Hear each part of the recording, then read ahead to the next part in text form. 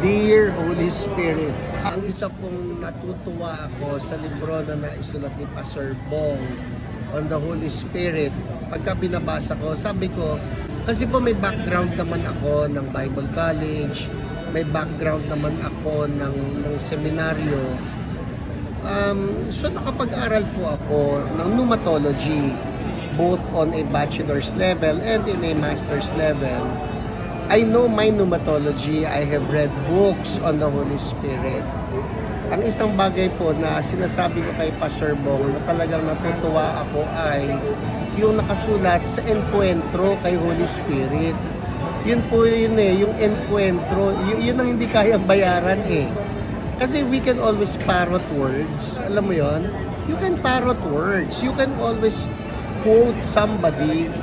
Madali yun eh. Copy-paste lang yun eh. Pero yung sabihin mo na doon sa mga words na ito, meron yung may buhay na dumadaloy eh. May apoy kang mararamdaman. Yun po ang nakita ko rito sa libro. There's life. There's power. There's anointing. There's glory. And it came from an encounter with the Holy Spirit Himself. Kaya talagang blessed na blessed ako sa pagkabasa ng librong ito. And I highly endorse it to every believer who would like to experience more of Holy Spirit. At totoo yun. Yung dear na ito is not just a word. It's coming from an encounter. It's coming from an experience that makes Holy Spirit truly a dear person to us.